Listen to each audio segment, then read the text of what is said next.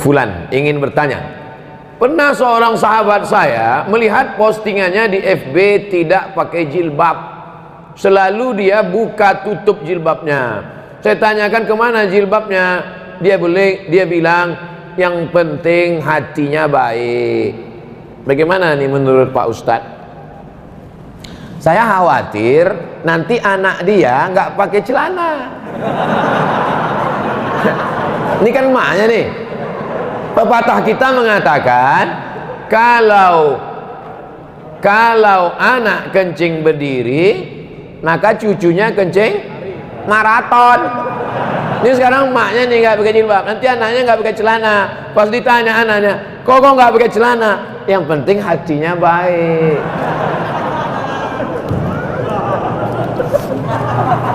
Saya tanya, apakah Sayyidatuna Aisyah itu hatinya nggak baik? Istri Nabi itu Aisyah, istrinya baik, hatinya baik apa nggak baik? Baik. Dia pakai hijab nggak? Oke. Ada nggak Aisyah mengatakan dibukanya hijabnya? Aisyah, kenapa nggak pakai hijab? Aku kan istri Nabi, hatiku kan baik. Kalian semua kan anak-anakku. Wa azwajuhu ummatukum. Istri Nabi itu adalah ibu kamu.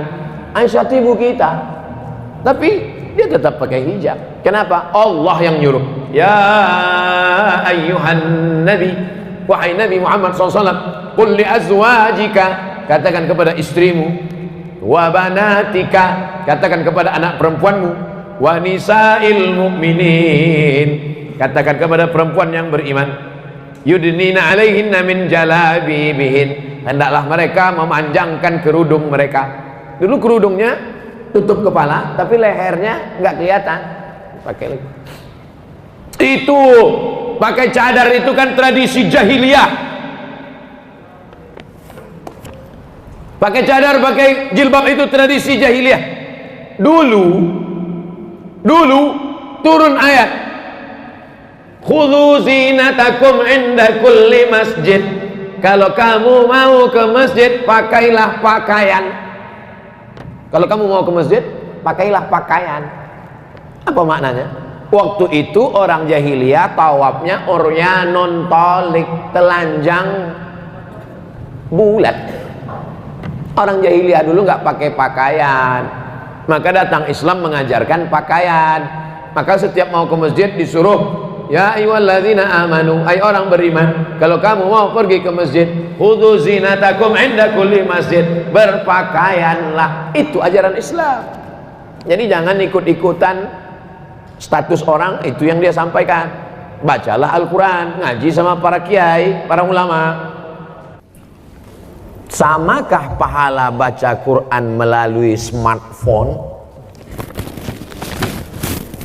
Baca Quran di dinding, ada tertulis di situ dinding, masuk masjid. Ya ayyuhalladzina amanu taqullaha wal tanzur nafsum ma qaddamat lighad. Baca Quran di dinding. Yang satu lagi baca Quran di handphone.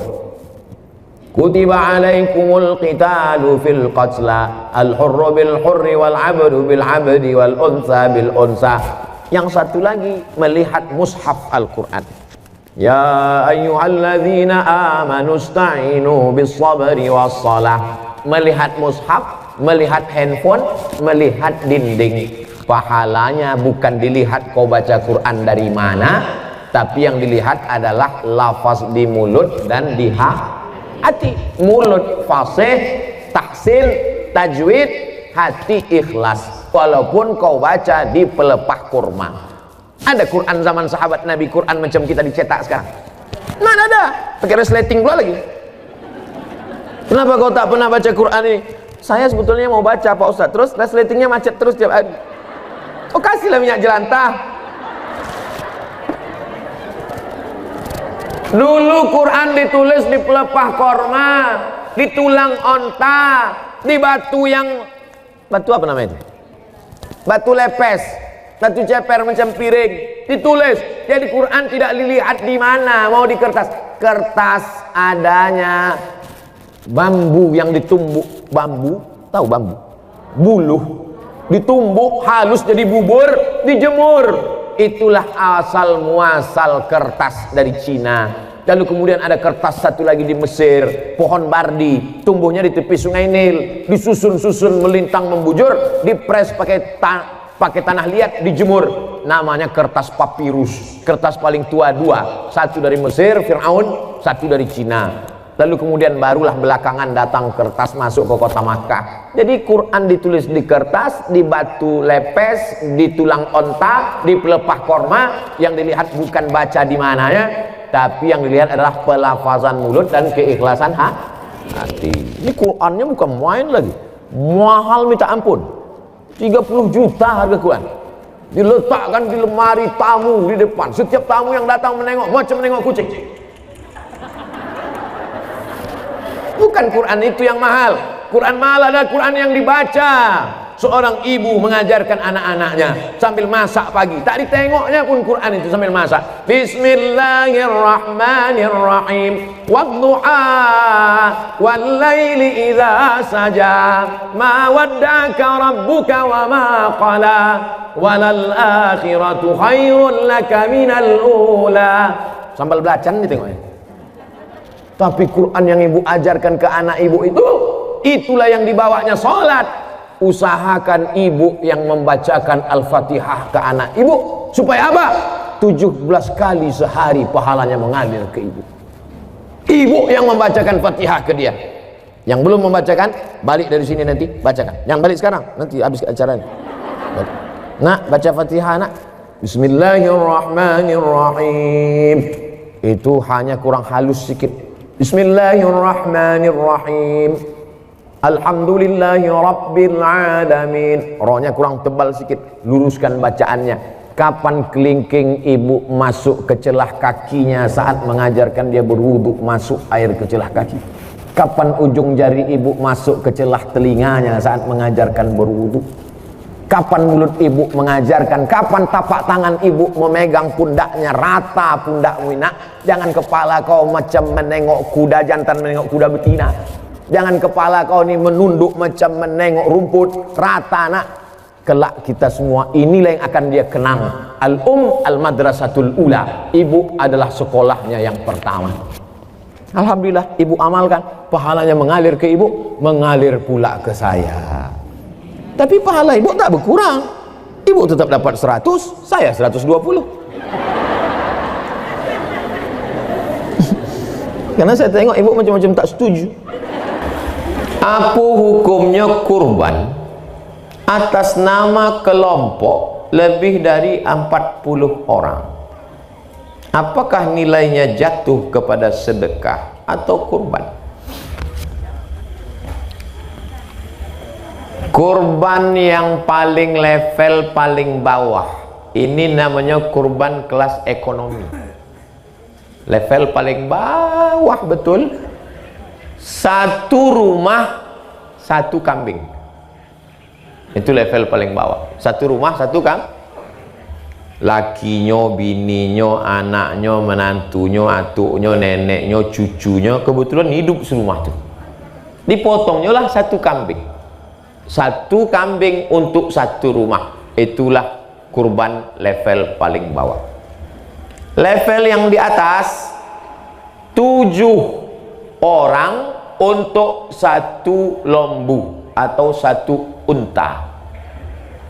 Dalilnya Nabi bersama para sahabat menyembelih pada tahun Hudaybiyah. Naharna ma'an Nabi sallallahu alaihi wasallam amal Hudaybiyah. Kami pada tahun Hudaybiyah tahun ke-6 Hijrah memotong satu ekor onta untuk 7 orang. Karena tempat kita tak ada onta, satu kambing. Di Kabupaten Kampar satu kobau. Paling bawah ini yang atas VIP. Yang paling atas ini yang paling hebat kurban. Kurban Nabi Muhammad SAW tahun Haji Wada. Waktu Nabi Haji Wada dipotong Nabi 63 ekor sendiri, dilanjutkan Sayyidina Ali 37. 63 tambah 37 100 ekor onta sendirian. Level paling bawah, level pertengahan, level paling tinggi. Di antara 3 level tadi, adakah 40 orang satu kambing? Tak ada. Jadi kalau gitu level mana lah ini? Jadi Bapak Ibu wali murid, wali kelas, di kelas itu ada 40 anak siswa, maka anak-anak ini berkumpul duit 100.000, 200.000, lalu diserahkannya ke guru kami untuk kurban. Maka anak-anak itu bersedekah duit, tapi waktu memotongkan kurbannya atas nama 1 orang. Atas nama siapa? Wali kelas. Jadi sekolah-sekolah yang menganjurkan siswa-siswa mengumpul duit untuk berkurban, jangan kaburkan pemahaman kurban pada mereka. Kalian bersedekah patungan 1 ekor kambing, diserahkan ke guru, nanti waktu disembelih atas nama 1 orang si guru tadi. Anak-anak itu bersedekah, gurunya berkurban. Jelas? Insya Allah jelas. Kalau ada yang nyebut tak jelas berarti poka. Jelas, mikrofonnya mantap. Itulah tentang penjelasan kurban. Jangan robah, jangan rusak, jangan buat syariat sendiri, karena ada tuntunannya. Sedangkan main bola aja ada tuntunannya, goal outside ada tuntunannya dari Nabi Muhammad SAW masalah ibadah. Mudah-mudahan kita semua istiqomah beramal soleh, amin. Bagaimana cara menghadapi lingkungan tempat tinggal yang menganut kehidupan hedonisme? Yang pertama, faqidus syai' la yu'ti. Orang yang tidak punya sesuatu, dia tidak bisa memberikan sesuatu. Kita tidak bisa berefek terhadap lingkungan kita kalau kita tidak punya sesuatu itu. Makanya mahasiswa, mahasiswi dibekali 3. Akidahnya benar, ibadahnya benar, akhlaknya benar. Sehingga ketika dia keluar dari Polnes, dia bekerja di tempat lingkungannya dimanapun dia berada di seluruh dunia ini, Indonesia, di tempat itu nanti masyarakatnya hedonis, dia tidak akan terpengaruh. Kenapa ikan itu tidak asin walaupun tinggal di laut asin? Karena dia hidup. Kalau dia mati baru jadi ikan asin. Maka dihidupkan ruhnya, dihidupkan ibadahnya. Yang kedua, nanti dia dibiasakan berkomunitas. Andai dia nanti bekerja di sebuah perusahaan, di perusahaan itu masyarakatnya hedonis, sibuk dengan dunia, dia akan membuat sebuah komunitas. Saya ceramah di perusahaan anu, saya ceramah di PT Nikel, saya ceramah di PT Batubara, saya ceramah di PT Minyak Bumi.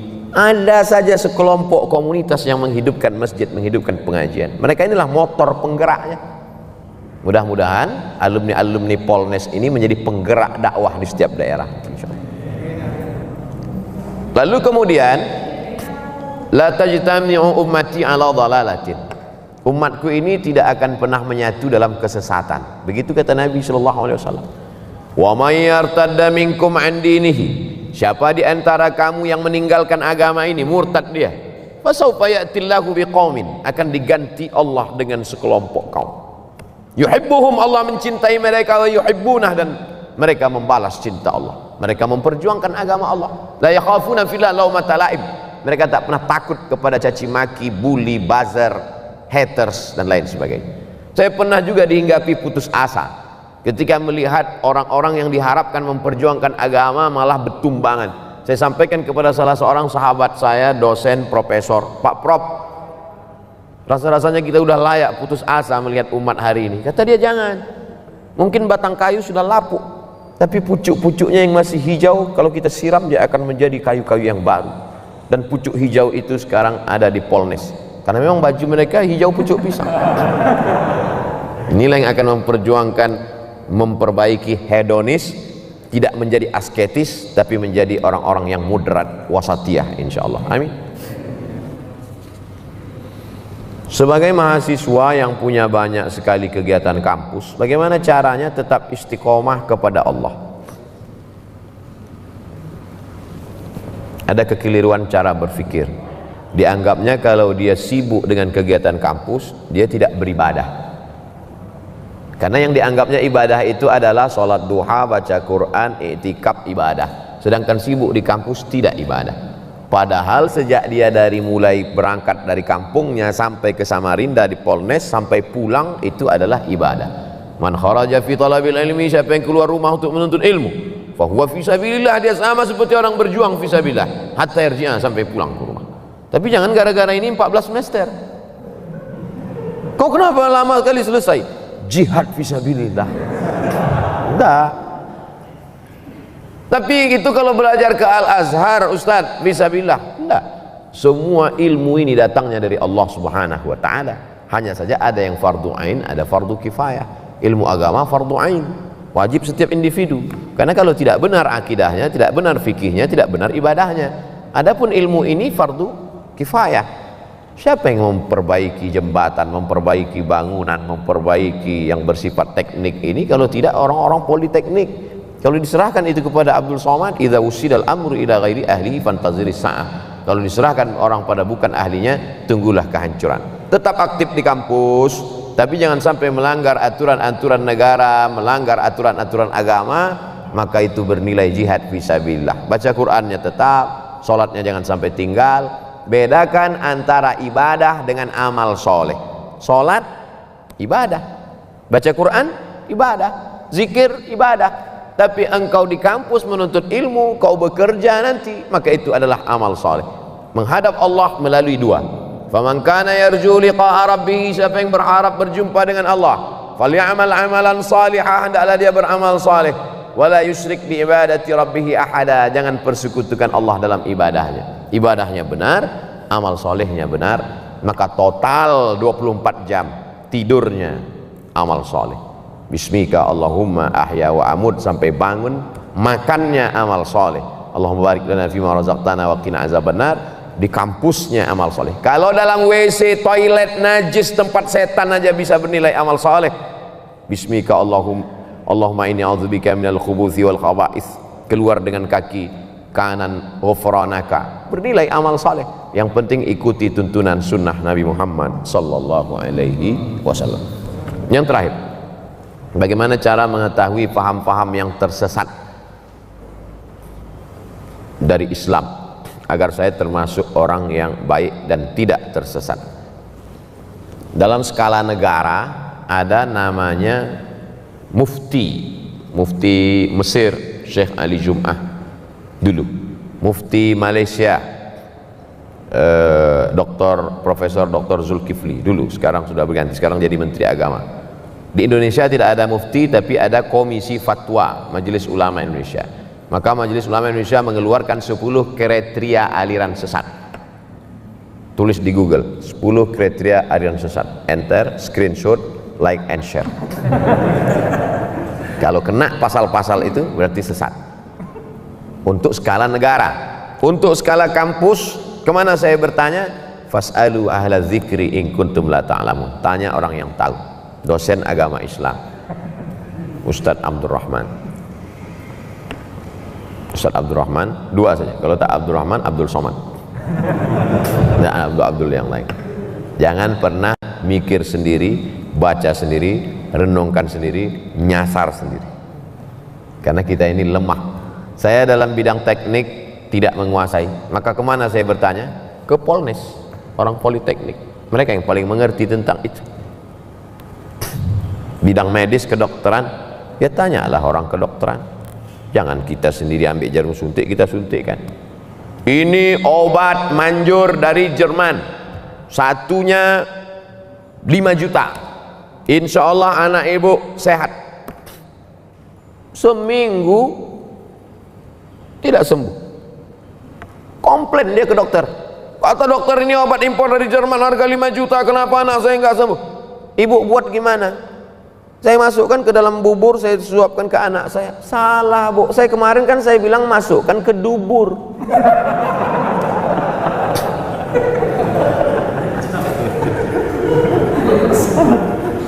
Obat aja salah. Untung anaknya tak mati. Ini true story, kisah nyata jamaah kita yang bekerja di rumah sakit menyampaikan ke pasien dia. Salah dengar pasien. Bagaimana tentang masalah kehidupan, masalah dokter aja kita tak, apalagi dalam masalah agama. Kalau masalah kedokteran ada orang salah, satu nyawa melayang. Kalau dalam masalah arsitektur jembatan ada orang salah, satu jembatan runtuh. Tapi kalau dalam masalah pemahaman agama orang salah, dunia akhiratnya. Ada orang membawa istrinya sedang hamil tua mau melahirkan, dia pasti akan cari tulisan bidan berijazah, karena dia takut anaknya meninggal. Khawatir dia, takut dia keturunannya ini akan mati, dia tak punya pelanjut. Tapi kenapa dalam masalah agama kita malah percaya kepada dukun yang bisa melipat gandakan uang? Kalau bisa dia lipat gandakan uang, ngapain dia mesti ngambil uang kita? Ini kan tidak rasional. Oleh sebab itu kita mesti kembalikan kepada yang punya ilmunya. Siapa itu? Untuk di kampus ya dosen-dosen ilmu agama Islam. Saya kira demikian. Mohon doanya hari ini pertama dalam hidup saya sholat subuh berjamaah. Allah Allah. Jangan takbir tu lah orang.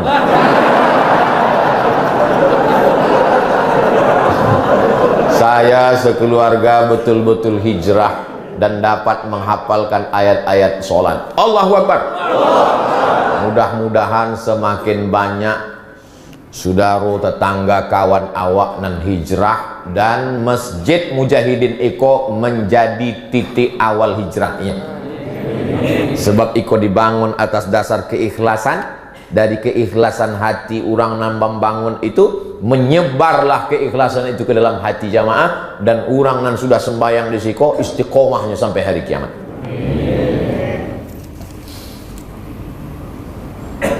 Saran nama anak. Oh, ambo kalau nama anak bisa, asal jangan bertanya nama bini lah.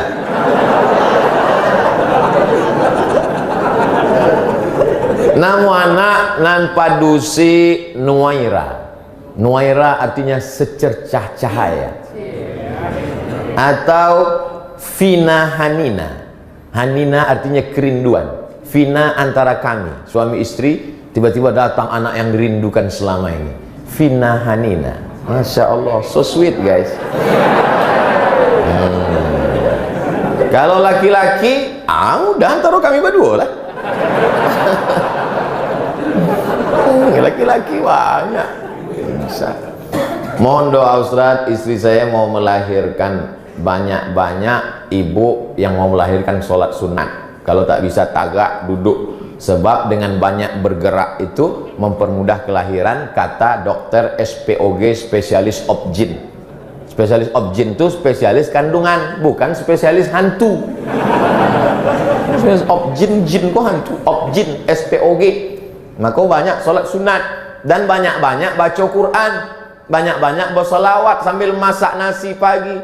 Sallallahu ala Muhammad, sallallahu alaihi wasallam, sallallahu ala Muhammad, sallallahu alaihi wasallam.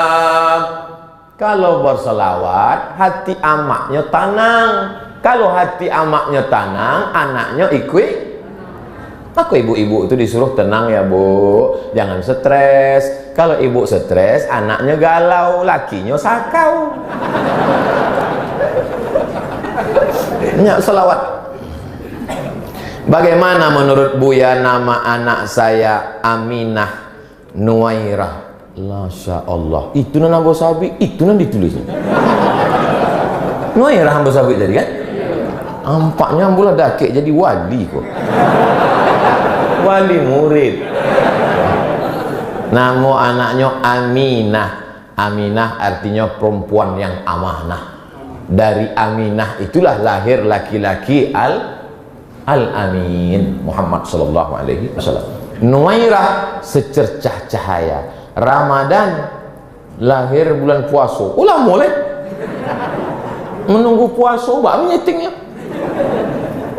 Boleh, rancak, mantap. Nyobuat 3 kok Aminah Nuwairah Ramadan supaya mudah untuk nama paspor 3. Anak ambo 3 je mau buat namanya. Mizian Hazik Abdillah. Biar supaya mudah membuat paspor berangkit umroh. Datang Covid tak jadi umroh. Siapa sahabat Ustadz yang selalu ikut kemana saja Ustadz dakwah? Itulah nan selalu diupdate fotonya di Instagram tuh. Coba cari saya nan selalu ada situ. Itulah orangnya. Tapi masalahnya tim-tim Amboko nampaknya saja muda, mereka lah beranak beristri. Jadi ibu-ibu yang terlalu berharap bana.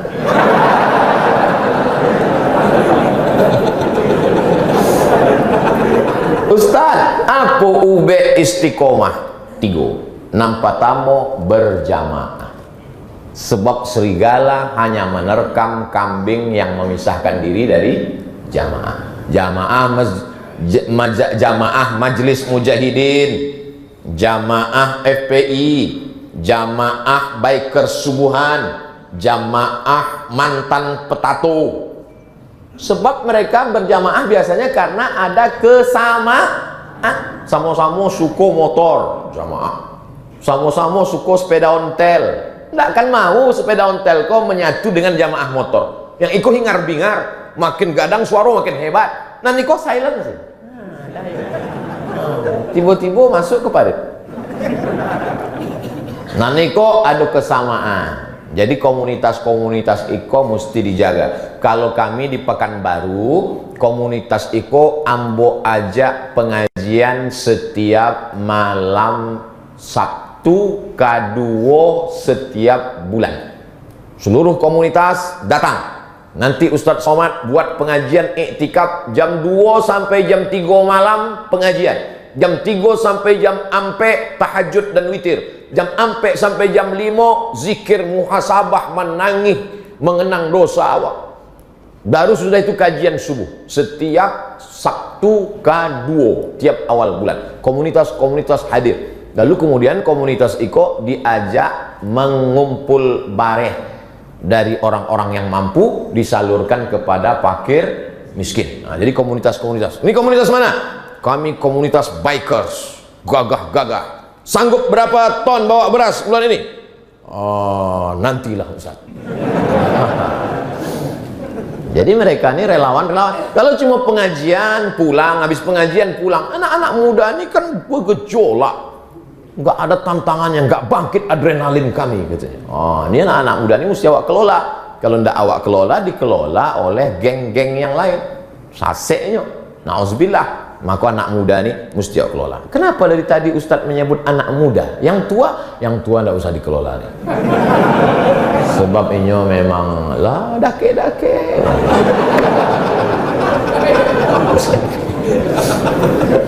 Nampak tamu berjamaah. Sesudah berjamaah, insya Allah istiqomah. Setelah istiqomah, pasti husnul khatimah. Kok berani Ustadz menjamin orang nan istiqomah itu husnul khatimah? Ada ayatnya. Alladzina qalu rabbuna Allah. Orang yang mengatakan Rabb kami Allah. Tsumma istaqamu. Istiqomah ini. Tatanazzalu alaihimul malaikah. Turun malaikat. Waktunya akan mati, turun malaikat. Akan cek malaikat. Allah takhafu, jangan kau takut. Wala tahzanu, jangan kau sedih. Wa abshiru bil jannati allati kuntum tu'adun. Mudah-mudahan awak sadonya waktu akan mati itu turun malaikat mengabarkan ke awak, hai Abdul Somad, jangan kau takut, jangan kau sedih, karena kau mendapatkan husnul khatimah.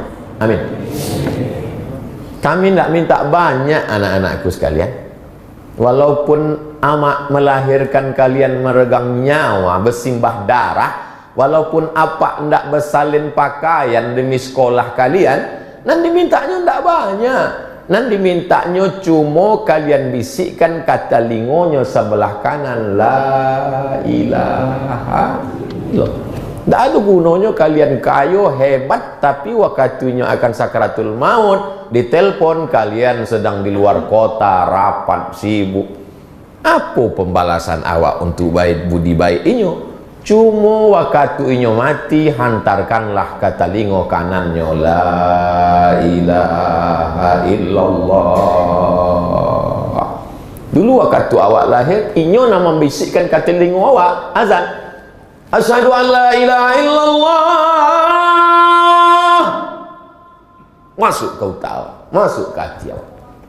Kini inyo nak minta balas aku. Inyo cuma minta bisikkan ke telinga. Tapi anak-anak yang melawan hawa nafsu, melawan mato, melawan kantuk, melawan bakhil, itulah nan bisa. Ambo yakin dan percaya iko bumi Minangkabau negeri para ulama, maka jangan awak rusak. Insya Allah komunitas-komunitas awak jago, kajian di masjid awak istiqomah, sado awak akan mati husnul khatimah. A'udzubillahi minasyaitonirrajim. Bismillahirrahmanirrahim. Alhamdulillahi rabbil alamin arrahmanir rahim maliki yaumiddin. Iyyaka na'budu wa iyyaka nasta'in ihdinas siratal mustaqim. Siratal ladzina an'amta 'alaihim ghairil maghdubi 'alaihim waladdallin. Amin.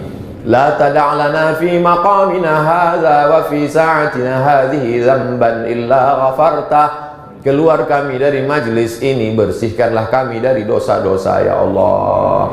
Wala aiban illa satartah. Tutupilah aib cacat kami di hadapan manusia dan terutama ketika nanti di hadapanmu ya Allah. Wala maridan illa syafaitah. Saudara kami yang sedang sakit, angkatlah penyakitnya, sehatkan untuk selamanya ya Allah. Wala mayitan illa rahimtah. Yang meninggal dunia, lapangkan kuburnya, ampunkan silap salah dosanya ya Allah. Wala musafiran illa wasaltah. Yang musafir sampaikan ke tujuan dengan selamat ya Allah. Wala raghiban illa anjabtah. Yang menginginkan anak buah hati, belayan jiwa, berikanlah anak yang soleh dan solehah, penghafal Quran ya Allah. Allahumma inna nas'aluka salamatan fid din. Selamatkan agama anak-anak kami dalam ahlus sunnah wal jamaah. Wa afiatan fil jasad. Jauhkan dari wabah COVID-19 ya Allah. Wa ziyadatan fil ilmi. Tambahkan ilmu kami supaya betul amal kami menurut sunnah Rasulullah. Wa barakatan fil rizqi. Berikan berkah pada rezeki supaya kami bisa membangun masjid, berwakaf, berinfak dan bersedekah. Wa taubatan qablal maut. Bagi kami taubat sebelum mati. Wa rahmatan indal maut. Berikan kami rahmat ketika mati. Wa maghfiratan ba'dal maut. Berikan kami ampunan sesudah mati. Allahumma hawwin alaina fi sakaratil maut. Ringankan kami waktu sakaratul maut ya Allah. Wan najata minan nar. Selamatkan dari api neraka. Wal afwa indal hisab. Maafkan ketika kami dihisab. Allahumma ja'al akhira kalamina inda intihai ajalina. Jadikanlah akhir kalam kami ketika ajal kami sampai. Saat kami terbujur kaku, saat kami tak ada kuasa, saat kami tak ada harta, saat kami tak ada yang bisa kami bawa menghadapmu. Izinkanlah yang terakhir keluar dari mulut kami, la ilaha illallah Muhammadur Rasulullah SAW. Kalimatu haqqin alaiha nahya. Dengan itu kami hidup. Wa alaiha namutu. Dengan itu kami mati. Wa biha nub'atsu. Dengan itu kami nanti dibangkitkan di padang mahsyar. Wa adkhilnal jannata ma'al abrar. Masukkan kami dalam surga bersama Ustaz Jalfatullah, bersama Pak Haji Edi, bersama jamaah kami, bersama sahabat-sahabat kami, saudara-saudara kami, kawan kami, musuh-musuh kami yang belum bertobat. Berikan mereka tobat nasuha ya Allah. Satukan kami di surga bersama Nabi Muhammad sallallahu alaihi wasallam. Rabbana atina fid dunya hasanah wa fil akhirati hasanah wa qina adzabannar. Wa sallallahu ala nabiyyina Muhammad wa ala alihi wa sahbihi wa sallam. Walhamdulillahi rabbil alamin. Sama-sama kita dengarkan penuturan dari Tuan Guru kita Al-Ustaz Haji Abdul Somad. Tadi ada Ustaz mengatakan bahwasanya iman dan dagang tak dapat dipisahkan. Lalu bagaimana cara kita Ustaz meyakinkan umat bahwasanya sistem ekonomi Islam ini dapat membawa perubahan yang baik bagi bangsa Indonesia?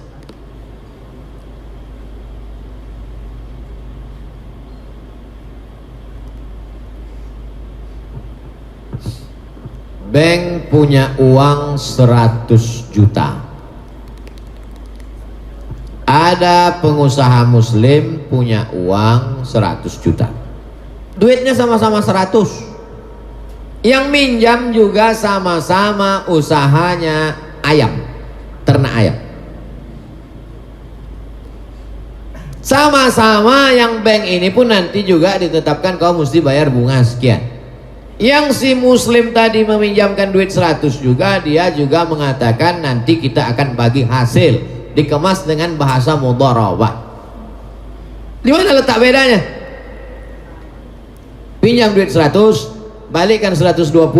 Aku tak mau tahu ayam kau mau mati, mau sakit, mau stres, pokoknya balikkan 120.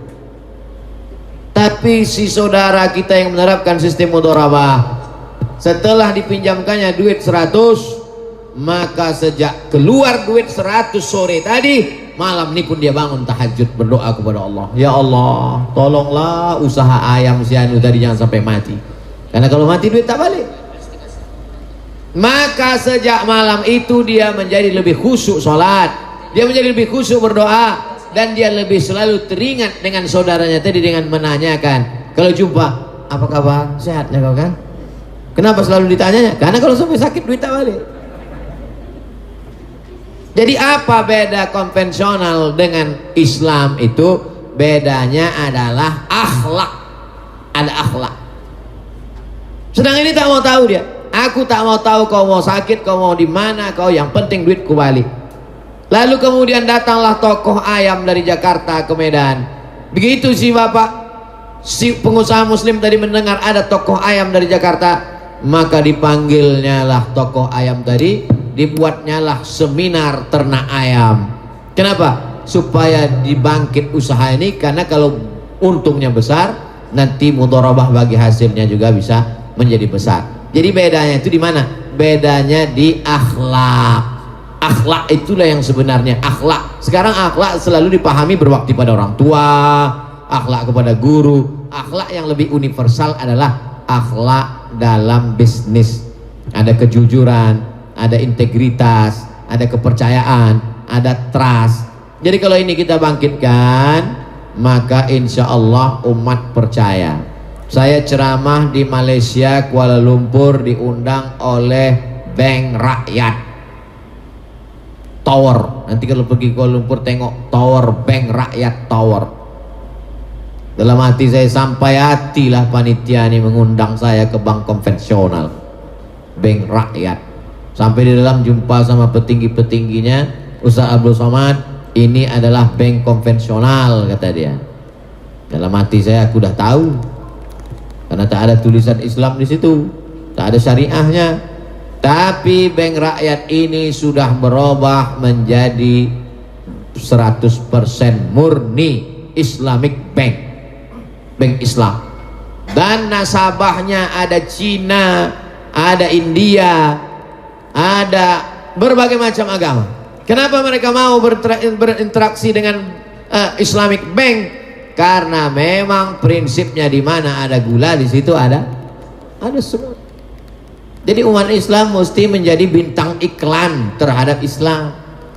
Islam ini produknya luar biasa, tapi karena bintang Islamnya tidak menarik, orang tidak menjadi tertarik.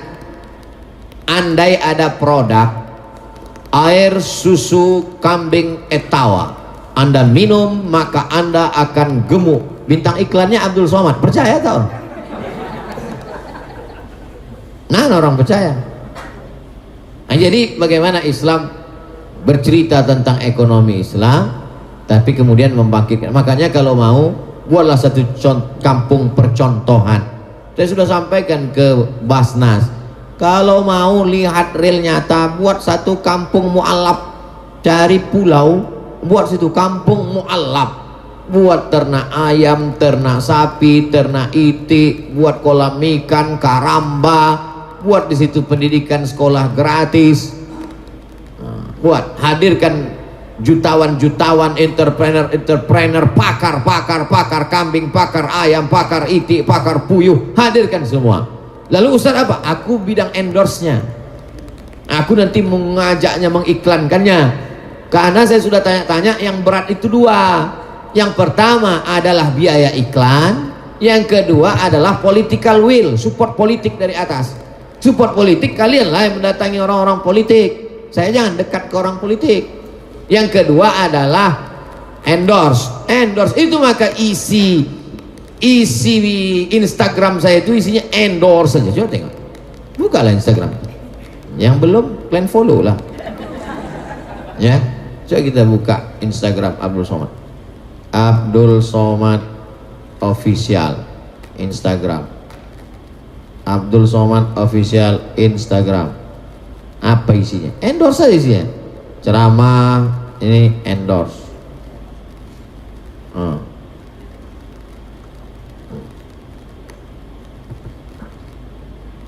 Tak ada pula paket.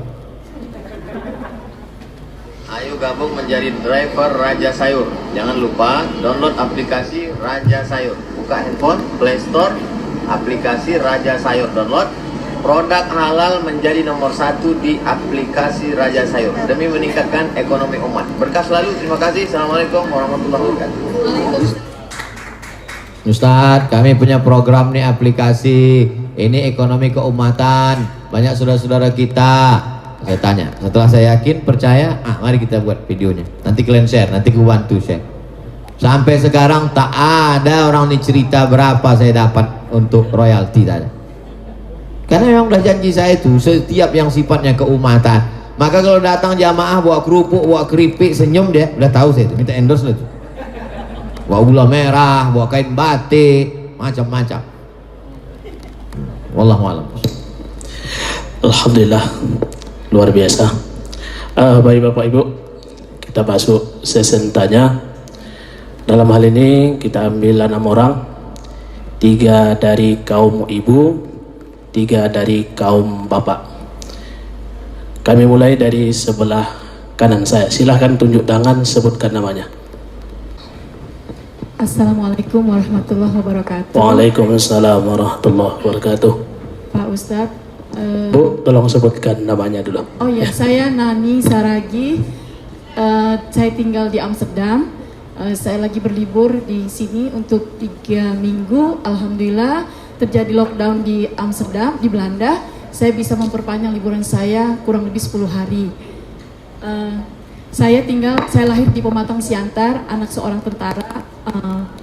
Alhamdulillah, seorang tentara 45 ya. Oke. Begini Pak Ustadz, saya bekerja hampir 21 tahun di suatu perusahaan sebagai seorang koordinator. Kemudian ada reorganisasi dan saya harus memilih untuk keluar.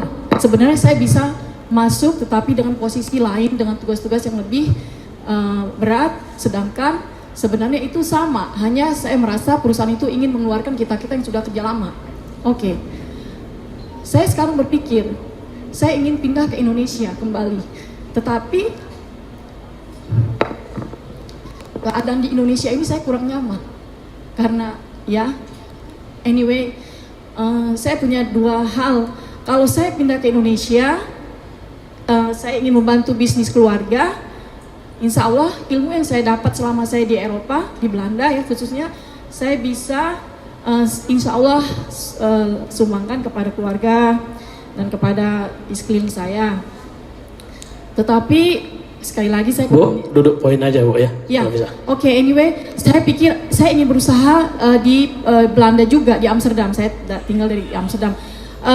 Untuk berusaha di Amsterdam, insya Allah saya pikir itu lebih baik untuk ekonomi saya.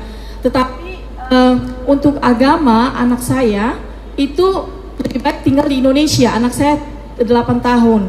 Nah, saya mohon nasihat Pak Ustadz, apakah lebih baik saya tinggal di sana atau saya harus kembali ke sini, di mana kalau di sana ekonomi saya lebih baik, insya Allah saya pikir ya, dan tetapi untuk pendidikan anak saya kurang, tetapi mungkin ya pendidikan anak saya itu lebih baik di sini menurut pemikiran saya. Begitu. Terima kasih dan saya senang sekali alhamdulillah bisa berhadapan dengan Pak Ustadz, dan insya Allah ini adalah bukti kita nanti di surga, di akhirat. Amin ya rabbal alamin. Assalamualaikum warahmatullahi wabarakatuh. Waalaikumsalam. Ini Bu Nani Ustadz dari Amsterdam. Kalau di Medan, amplas merendal masuk dalam. Ini rupanya betul-betul orang Belanda Ustadz. Silakan Ustadz. Saudara-saudara saya yang bekerja di negara tidak Islam, dari mulai Amerika, Amsterdam sampai Hong Kong, Taiwan, maka hari ini tidak lagi bisa kita bagi dunia ini menjadi dua seperti dulu. Ada namanya Darussalam, negeri Islam, ada Darul Harb, negeri perang. Madinah, negeri Islam, Makkah, negeri perang. Maka semua orang yang ada di Makkah mesti pindah ke Madinah bersama Nabi Muhammad SAW. Sekarang tidak lagi bisa begitu. Oleh sebab itu, saudara-saudara kami dari Maroko yang bekerja di Belanda, di Jerman, di Prancis, ulama Maroko justru mengirim, tempat saya sekolah itu namanya Darul Hadis. Di Darul Hadis itu alumni-alumninya yang orang Maroko dikirim menjadi ustadz di Portugis, Spanyol dengan ke Belanda, karena banyak imigran yang datang dari Tunisia, Aljazair, Maroko. Artinya ulama membolehkan orang Maroko tinggal di Eropa. Makanya Eropa itu diprediksi oleh orang Yahudi, namanya Bernard Lewis.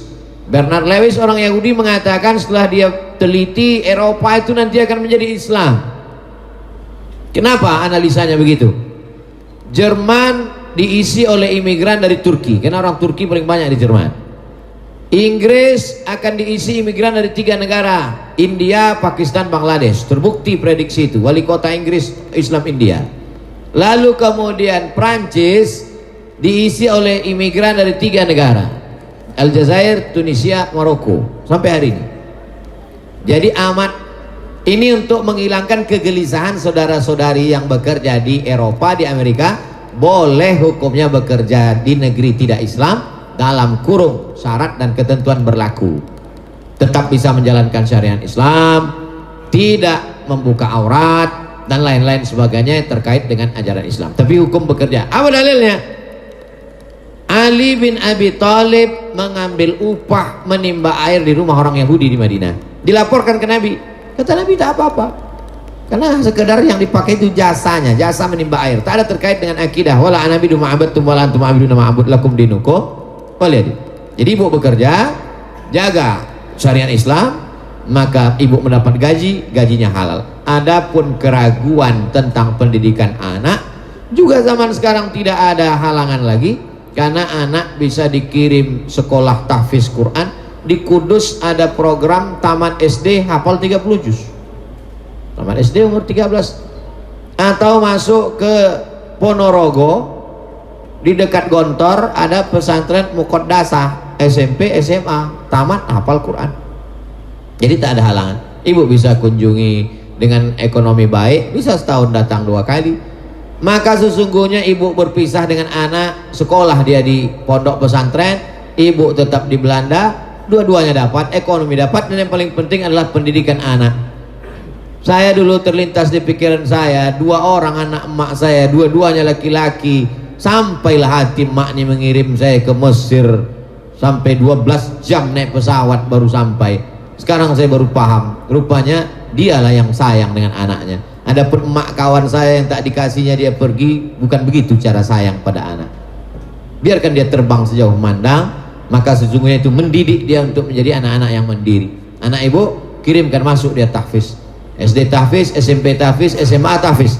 Kuat akidahnya, paham dia keindonesiaan, ngerti dia sunnah Rasulullah. Nanti dia mau kuliah, silakan dia masuk ke Leiden University, silakan dia mau sekolah ke Leipzig Jerman, silakan dia mau ke McGill Kanada, karena akidahnya sudah kuat sesuai dengan kemauan dia. Saya selalu menyampaikan, ceramah saya tak keluar dari 3. Islahul tarbiyah, perbaikan pendidikan; islahul iktisad, perbaikan ekonomi; islahul siasah, perbaikan politik. Maka perbaikan pendidikan, saya hanya katakan pendidikan agama mesti kuat dari TK Quran, SD Quran, SMP Quran, SMA Quran, basic. Setelah itu terserah, mau jadi lawyer, mau jadi pengusaha, mau jadi hakim, mau jadi apapun, yang penting akidahnya sudah kuat. Insya Allah ibu dapat dua-duanya, ekonominya dapat, pendidikannya dapat. Wallahu a'lam bishawab. Ya, silakan lagi Bapak Ibu. Ya, silakan.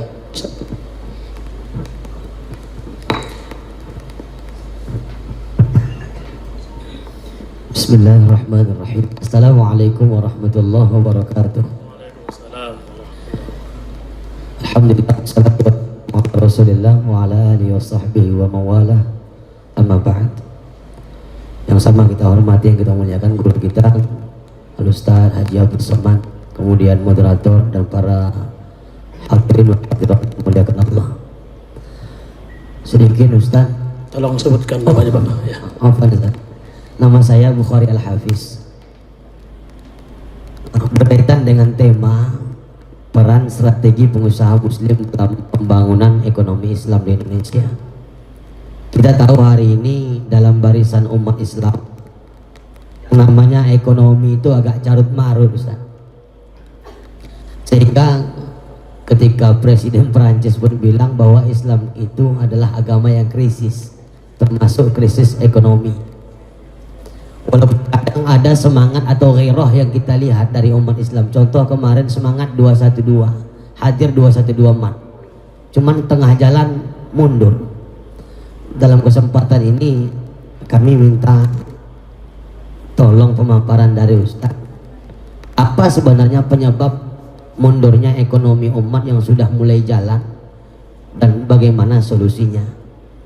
Yang kedua Ustaz, apa strategi yang ampuh setelah menguatkan iman yang Ustaz sampaikan bagi muslim untuk meningkatkan ekonomi, yang tadi sudah disampaikan juga oleh abang saya Bang Abi Effendi, anak Melayu Sergei, saya anak Melayu Asahan Ustaz dari Tanjung Balai. Mudah-mudahan dari dua hal ini, kenapa saya minta strategi ampuh, alhamdulillah kami juga punya usaha belacan di Tanjung Balai Ustaz. Nah, mudah-mudahan ibu-ibu, bapak sekaligus promote juga yang mau pesan belacan Tanjung Balai bilang aja kuat. Sekira demikian, nasrul minallahi wa fathun qarib wa basyiril mu'minin. Assalamualaikum warahmatullahi wabarakatuh. Kalau ada dua orang di tengah laut, kapalnya pecah, menabrak karang, dipukul ombak, dihempas gelombang, maka yang selamat itu adalah yang pandai berenang. Maka ajarkanlah anak-anak kita berenang. Pesan sahabat Nabi, alimu auladakum as-sibahah war-rimayah.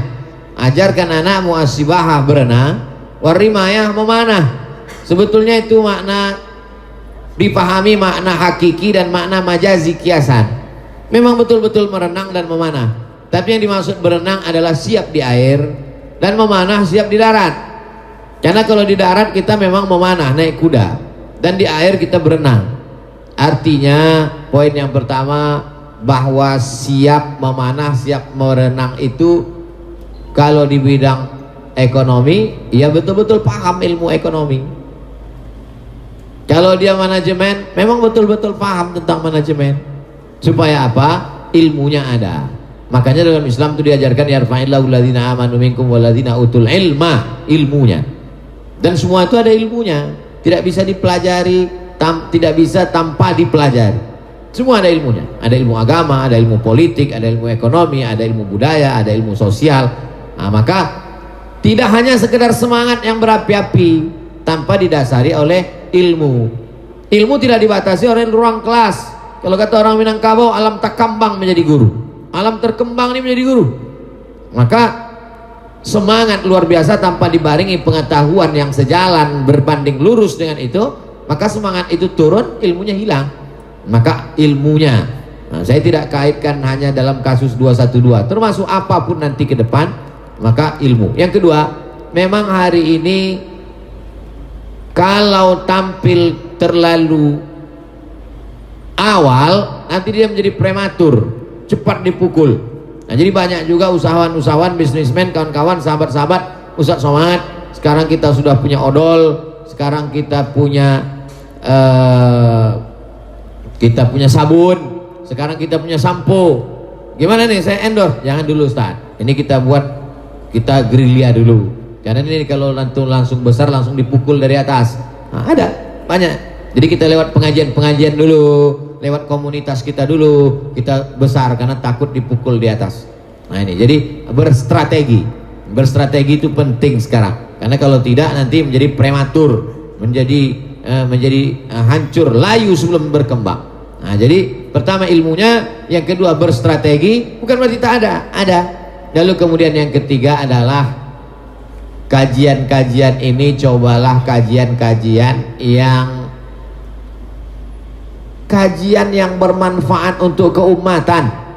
Jangan lagi dikaji yang mubazir, yang khilafiyah yang justru. Nah, jadi kajian-kajian, maka saya senang sekali kajian fokus, kajian ekonomi, kajian politik Islam, kajian supaya apa? Supaya setelah itu ada follow up-nya. Setelah ngaji itu apa yang mesti kita buat?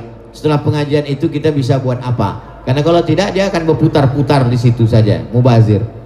Mudah-mudahan ke depan insya Allah lebih baik. Tapi jangan katakan tak ada sama sekali.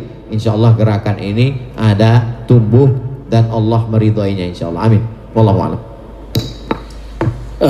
Baik Bapak Ibu, ada lagi yang mau bertanya? Ya, silakan Pak. Ya, silakan Pak. Berdiri Pak.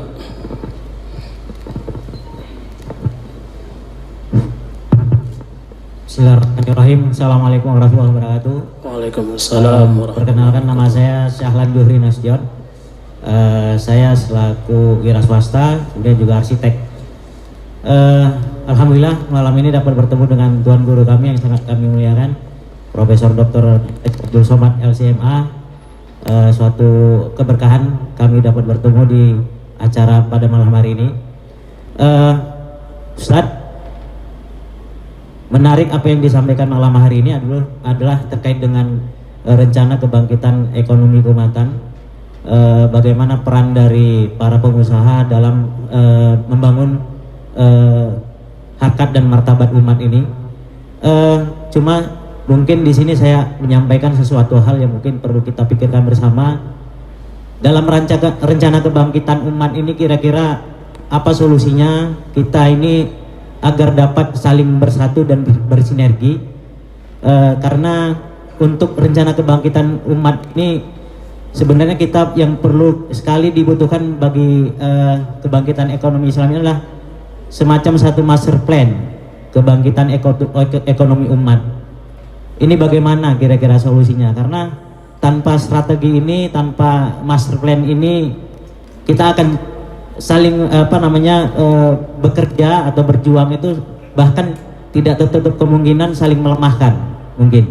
Nah, ini perlu panduan dari tuan-tuan guru kami, mungkin juga para tokoh ini bagaimana menyatukan roadmap ataupun master plan kebangkitan ekonomi keumatan ini. Kemudian juga kita belum memiliki satu lembaga atau syarikat yang representatif, sebagaimana tadi juga Ustadz ada menyinggung tentang agama kita ini dibawa oleh para ulama yang berprofesi sebagai pedagang atau menyambi sebagai pedagang. Saya kira Indonesia ini juga merdeka akibat dari berkumpulnya para saudagar-saudagar kita yang tergabung dalam syarikat Islam dulu di awal, sehingga kita melek politik dan kita memahami pentingnya untuk bersatu dari sisi ekonomi. Ini bagaimana kita strateginya untuk membangun kembali jaringan perserikatan kita, sehingga rencana master plan kebangkitan ekonomi keumatan itu tadi dapat bisa diwujudkan hingga ke akar rumput. Sekaligus juga kami Ustadz, kebetulan saya juga memang aktivis yang selalu lahir dan besar di remaja masjid ya, tapi bukan remaja masjid yang dalam lembaga formal. Kita memang remaja masjid kampung, dan saya sampai hari ini di usia 44 tahun ini selalu aktif membina remaja masjid, dan kami melihat potensinya remaja masjid ini bisa dijadikan sebagai motor penggerak kebangkitan keumatan, terkhusus dari sisi ekonomi. Jadi bagaimana kita bisa strateginya untuk merubah mindset dari anak-anak kita, remaja-remaja kita menjadi mental-mental wirausaha. Ini saya lihat potensinya sangat besar, dan kami sudah mencoba untuk memulainya dengan gerakan yang namanya Salingkars ya, satuan lingkungan yang bersimpul kepada remaja masjid. Mudah-mudahan jika ada resep atau tuntunan dari Ustaz, mungkin bisa kita adopsi nanti ke depan. Mungkin itu saya. Billahi taufik wal hidayah. Assalamualaikum warahmatullahi wabarakatuh.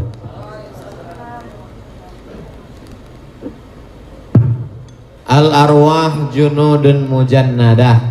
Ruh itu seperti tentara-tentara. Wama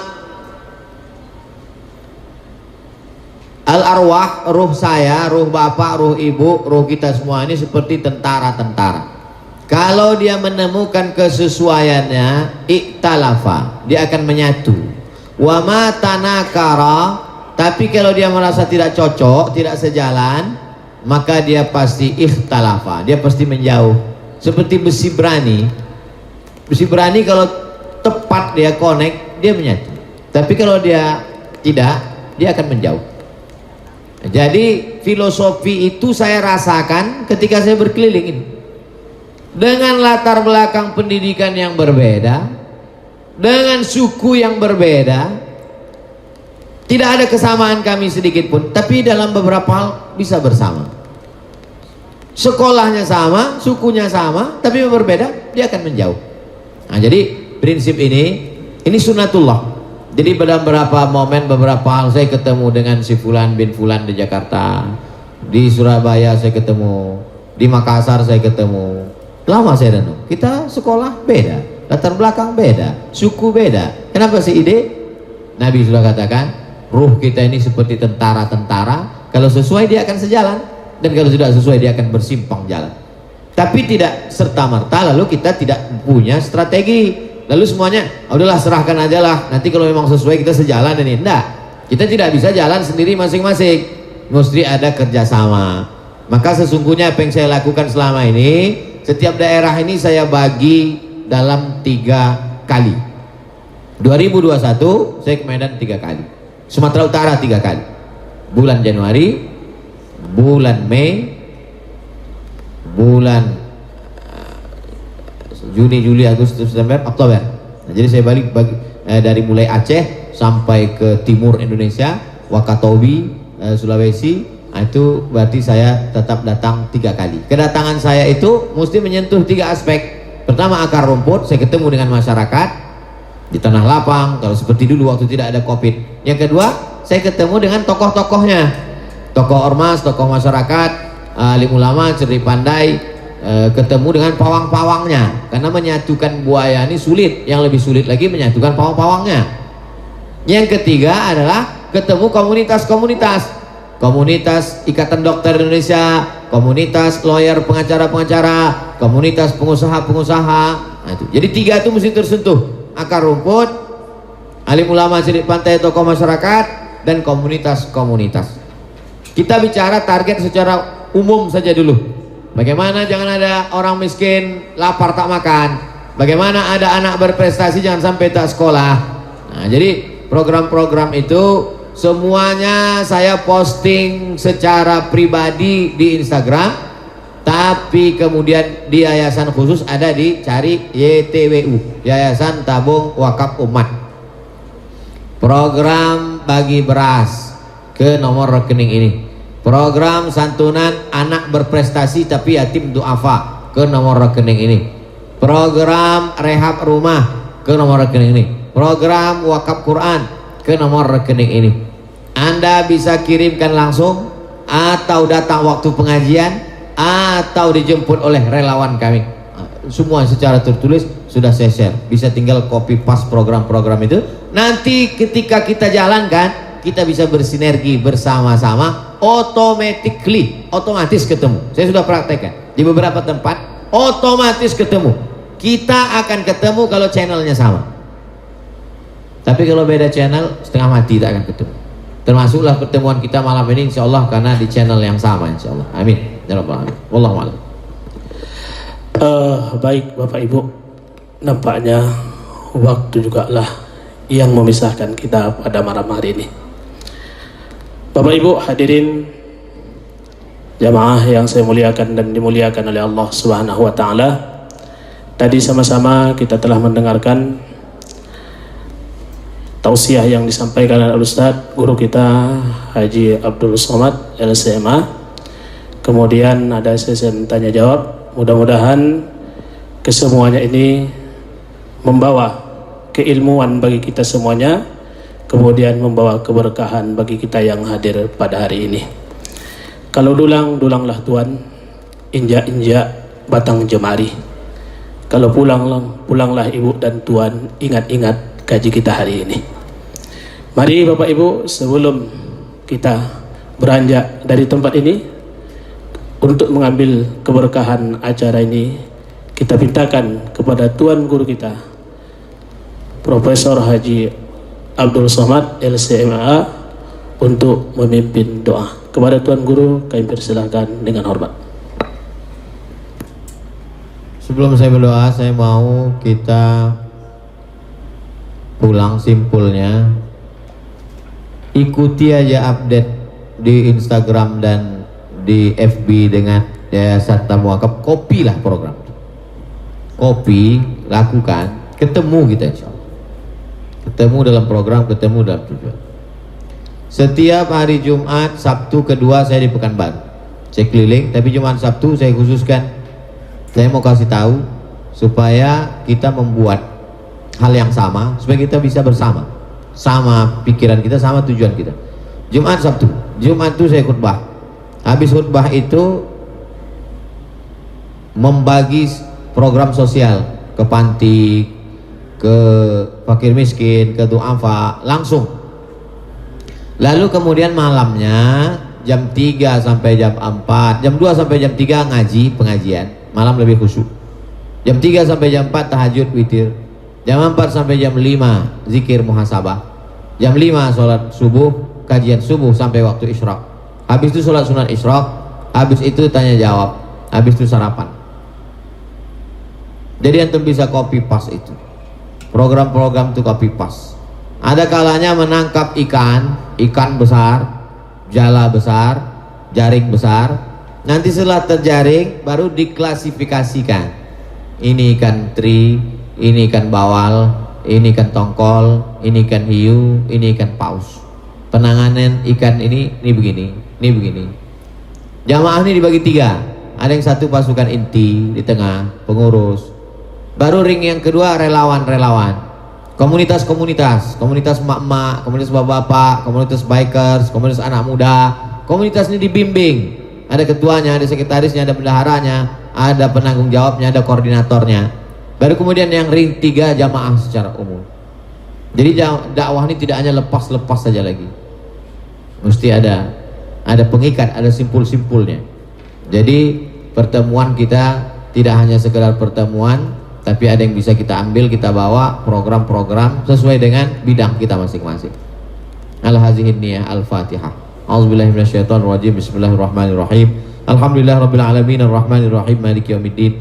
Iyyaka na'budu wa iyyaka nasta'in ihdinas siratal mustaqim. Shiratal ladzina an'amta 'alaihim ghairil maghdubi 'alaihim waladdallin.